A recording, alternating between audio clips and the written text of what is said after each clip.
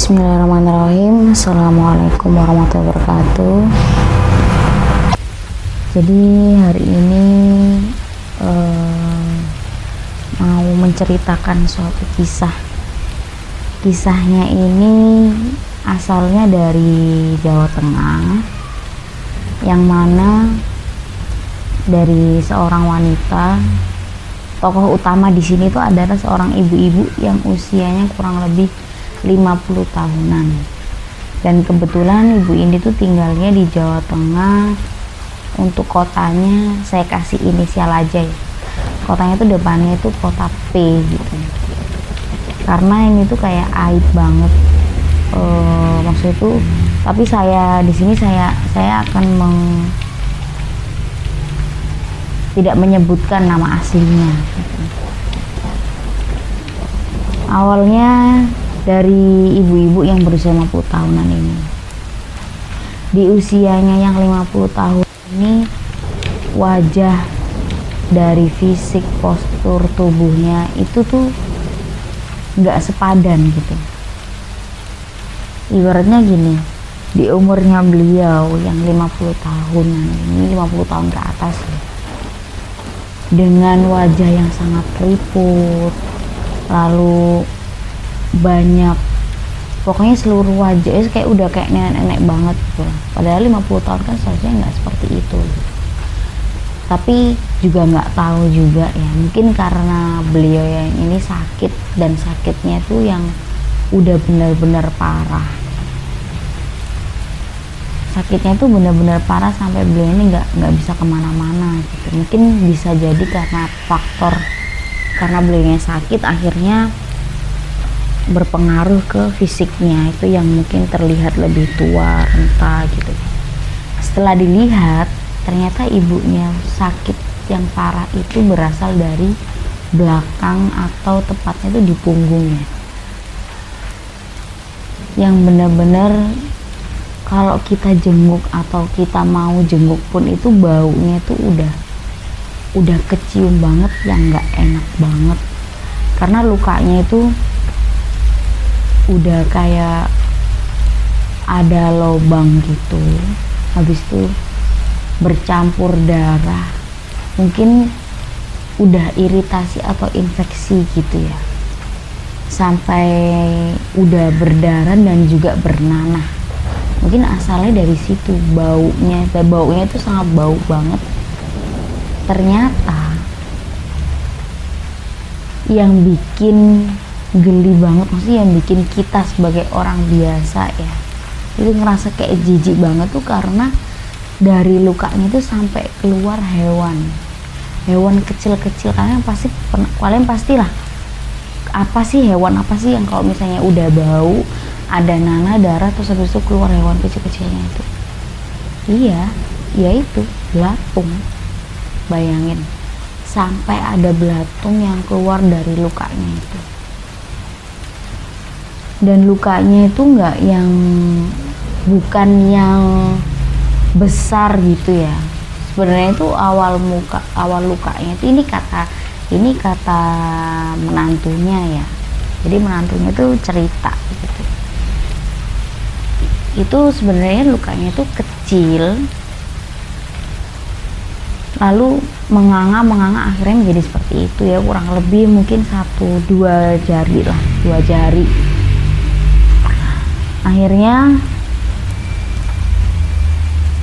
hewan-hewan yang keluar dari luka tersebut itu nggak cuman 1, 2, 5 atau 10, enggak, tapi banyak banget, sampai berjatuhan di bawah kasur gitu.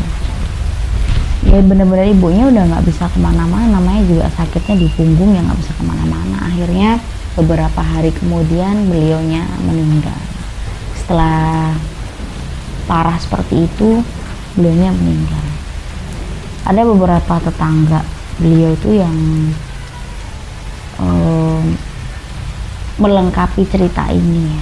Melengkapi cerita ini tuh karena asal mulanya beliaunya itu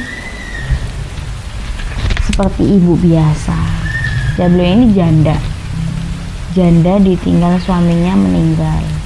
Beliau punya anak 1 orang sematawayang pria, sebut aja namanya tuh Pak Budi lah.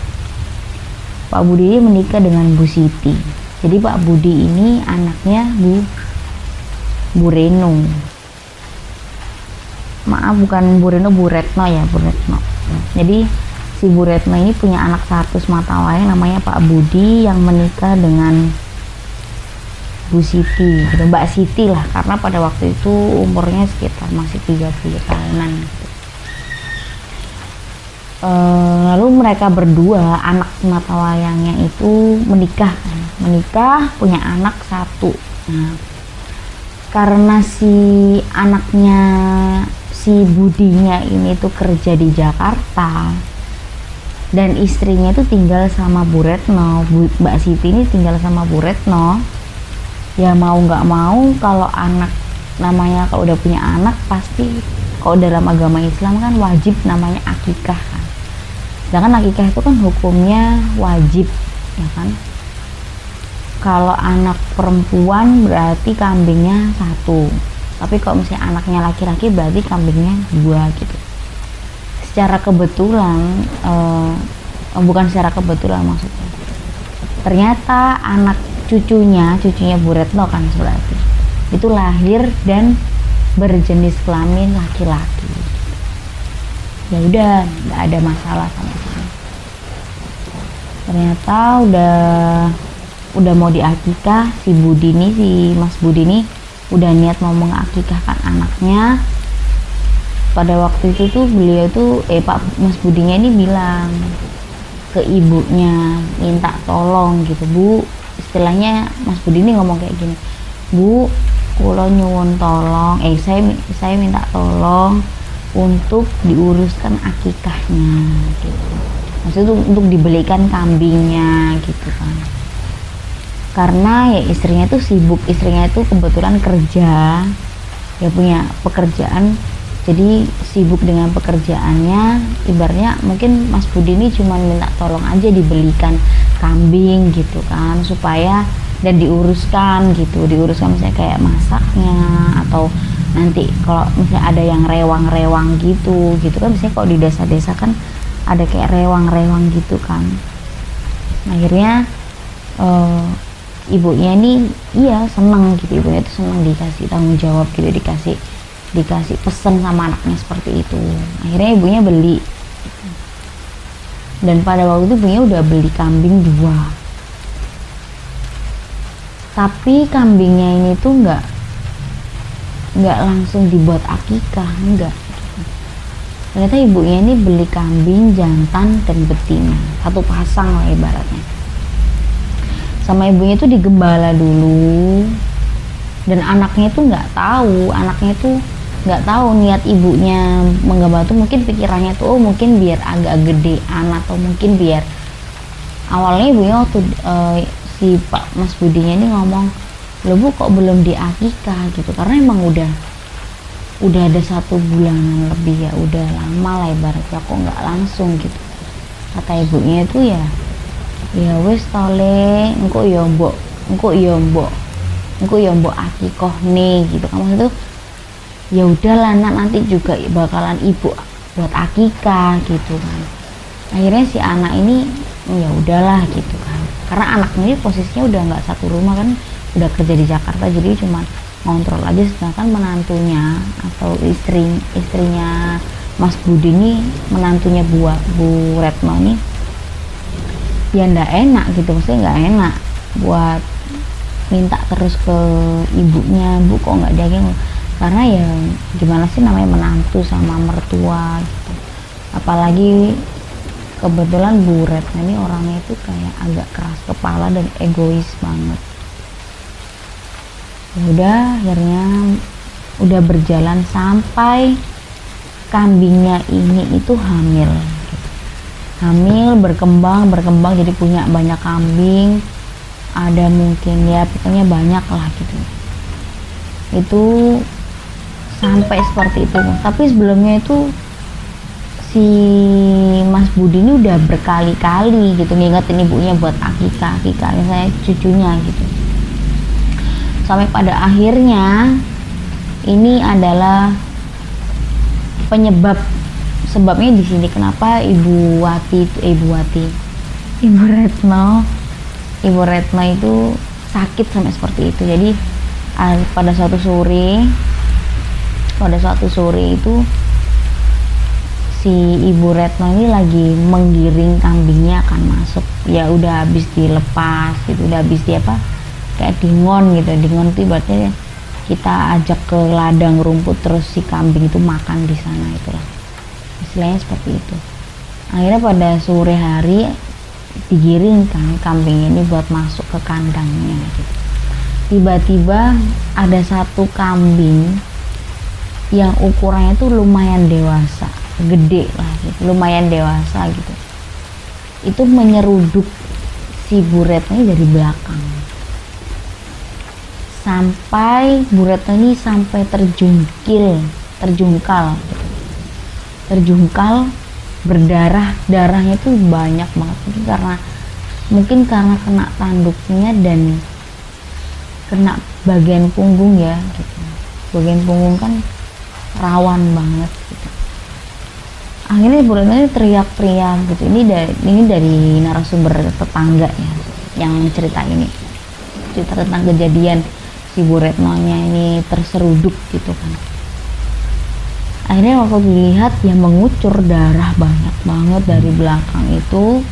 Akhirnya si Bu Retno ini dibawalah sama tetangga yang lewat tadi itu ke rumahnya gitu. Ketemu sama menantunya ya kan. Sama menantunya itu kaget gitu loh ngelihat ibu mertuanya seperti itu dan berdarah banyak banget kayak gitu. Otomatis langsung dibawa ke sebuah klinik untuk pertolongan pertama gitu. Dan lukanya itu nggak terlalu lebar, nggak terlalu dalam sebenarnya, cuman karena tergores jadi agak panjang ya kan, ya sekitar satu telunjuk gitu. Terus udah dibawa pulang dengan pengobatan yang seperti itu dari klinik. Akhirnya si Bu Retno ini ya sakit. Dari situ awalnya Bu Retno ini sakit. Lama kelamaan sebenarnya luka itu nggak seberapa dalam ya, karena nggak sampai terkena alat vital gitu. Maksudnya itu alat-alat organ yang vital yang nggak terlalu dalam lah ibaratnya. Sebenarnya itu harusnya udah sembuh dalam waktu seminggu, tapi waktu itu tuh Bu Retno enggak. Bu Retno itu malah semakin parah gitu. Sampai menantunya tuh bilang, ayolah Bu gitu, kita ke dokter lagi gitu, biar nggak semakin parah. Karena lukanya itu bukan semakin mingkup tuh kayak semakin menutup dan kering, enggak, tapi semakin menganga gitu. Menganga tuh melebar dan mengeluarkan nanah sampai bernanah gitu kan. Tapi si Bu Retno ini karena keras kepala ya dibilangnya seperti itu dan nggak mau ke dokter. Mungkin yang bilangnya tuh iya karena jauh, terus karena malu gitu kan dengan lukanya yang seperti itu gitu. Ya akhirnya gimana lagi, menantunya ya udah gitu ya, karena si ibu nggak mau gitu. Akhirnya telepon lah ke suaminya gitu. Telepon ke suaminya.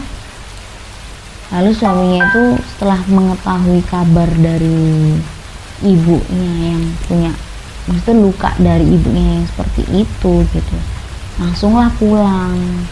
Nah, waktu pulang ini si suaminya ini nanya gitu, kok bisa si ibu seperti ini gitu. Akhirnya diceritakan apa yang diceritakan oleh tetangganya, karena tetangganya yang tahu persis kejadian waktu si Ibu Retno ini kena terseruduk itu gitu. Jadi katanya, ibaratnya kita sebut aja lah tetangganya ini namanya Pak Toto gitu ya. Ini namanya Pak Toto gitu. Jadi kata Pak Toto itu yang menyeruduk itu adalah kambing jantan yang ukurannya lumayan dewasa. Lalu suaminya itu langsung inget gitu, si Mas Budinya ini inget loh, ini kan kambing yang aku beli gitu. Maksudnya yang beli emang niatnya buat akikah gitu kan. Tapi beliaunya di situ, Mas Budinya itu nggak ngomong, Mas Budinya tuh diem gitu, karena Mas Budinya ini nggak enak kan, nanti takutnya tuh ibunya dibilang apa-apa gitu. Ya udah, akhirnya udah sampai Mas Budinya nih lihat keadaan ibu yang gitu, diajak, dibujuk lah ke dokter, tapi ibu tetap kekeh nggak mau ke dokter, nggak mau gitu kan. Ya alasannya tetap karena jauh, terus karena malu gitu dengan lukanya, karena dari lukanya itu udah mengeluarkan bau yang nggak enak banget, sampai orang tuh bisa mual. Kalau misalnya sampai ngecium itu pun bisa mual gitu. Ya mungkin karena sudah bernanah, campur darah, dan itu ada airnya gitu kan. Terus Mas Budinya karena udah ambil cuti 2 hari, hari kedua tiba-tiba ibunya itu menggaruk ya, maksudnya tuh megang lukanya, dan ibunya teriak, kenapa Bu gitu. Dia nunjukin tangannya itu banyak hewan-hewan kecil itu hewan kecil-kecil itu yang ya belatung itu. Ternyata belatungnya itu nggak cuma 1, 2, 3, 4, 5, tapi banyak banget, sampai berjatuhan di kasur, dari kasur gitu, berjatuhan banyak banget. Kayak menantunya tuh menangis gitu. Akhirnya Mas Budi ini mengontak dokter, mungkin kenalannya Mas Budi gitu. Jadi akhirnya si dokter ini datangnya itu karena nggak bisa hari itu, datangnya itu keesokan harinya gitu. Ternyata sebelum dokter ini tuh datang, Bu Retno ini sudah meninggal dunia. Jadi belum sempet diobati oleh dokter, mungkin karena udah menolak dan nggak mau, alasannya nggak mau dibawa ke rumah sakit. Dokternya ini waktu sudah mau tiba ke rumahnya, ternyata Ibu Retno ini sudah meninggal gitu. Jadi kalau hikmah yang kita ambil dari cerita ini tuh ya mungkin bisa jadi karena si Bu Retno ini menunda amanah, kan amanahnya kan untuk akikah gitu kan.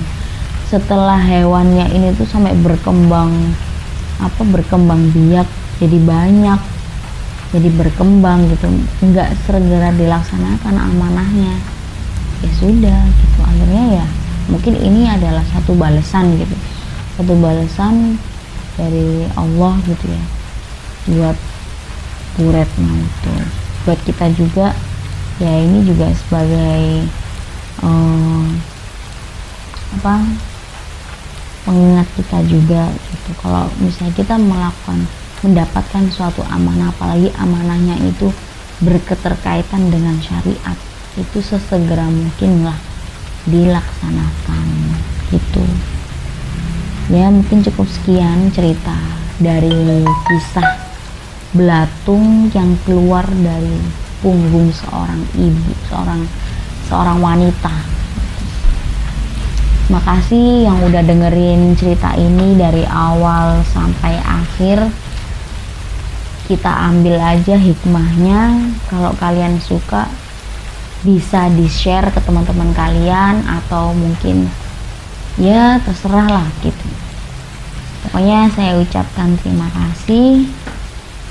Semoga kita selalu mendapatkan hal-hal yang inspiratif ya. Dan kalian kalau misalnya punya cerita-cerita yang lain, bisa dikirimin ke kita ke email itu, nanti biar berbagi pengalaman gitu.